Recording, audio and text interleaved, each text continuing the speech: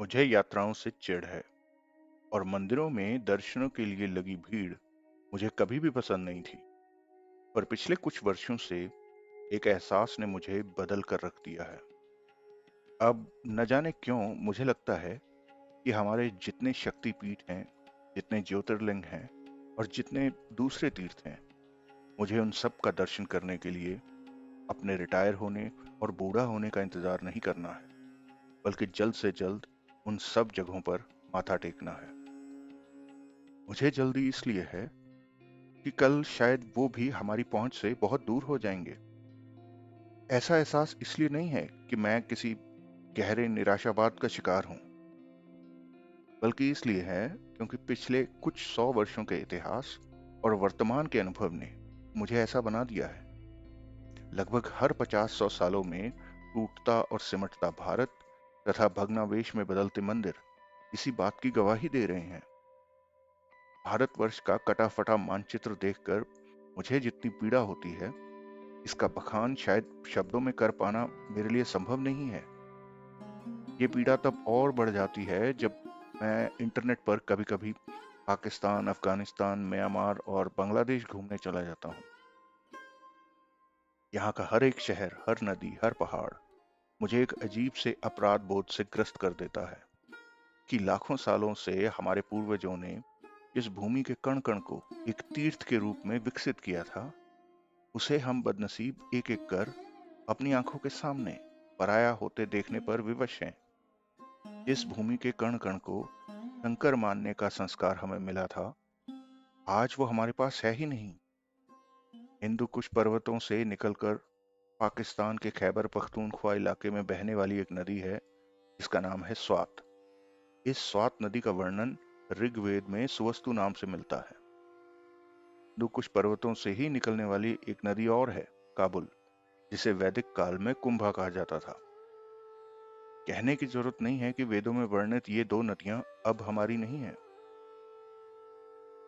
कश्मीर और पंजाब में प्रवाहमान झेलम नदी वेदों में वितस्ता के नाम से जानी गई है। ये नदी भारत और पाकिस्तान दोनों में 725 किलोमीटर तक बहती है। और ये नदी जिस चिनाब नदी की सहायक नदी है, उस चिनाब का पौराणिक नाम चंद्रभागा है। वही चंद्रभागा जिसके तट पर कृष्णपुत्र साम ने सूर्य की उपासना कर अपना कुष्ठ रोग ठीक किया था।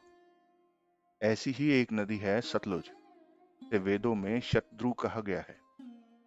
जिस सिंधु नदी के तट पर वेदों की पवित्र ऋचाएं गाई गई थी, उसका एक बड़ा हिस्सा आज हमारे पास नहीं है।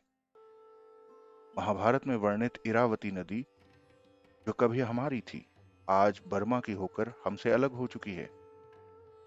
हमारे पास आज वो मूल स्थान नहीं है जहाँ कृष्ण के पुत्र साम ने भगवान सूर्य का एक विशाल मंदिर बनवाया था, क्योंकि अब वो मुल्तान हो चुका है।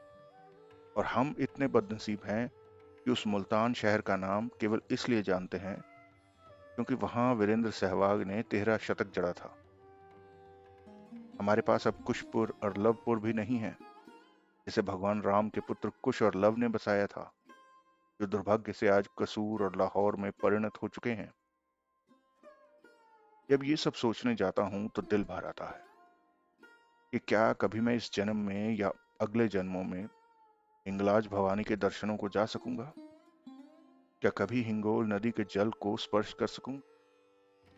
क्या कभी ढाकेश्वरी देवी की संतानों को यह सौभाग्य मिलेगा कि वो अपनी मां के दर्शन बिना वीजा पासपोर्ट के कर सकेंगे?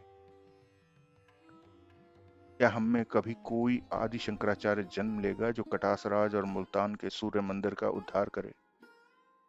वो दिन कब आएगा जब शारदा पीठ जाने के लिए हमें किसी कॉरिडोर के एहसान का रास्ता नहीं लेना पड़ेगा?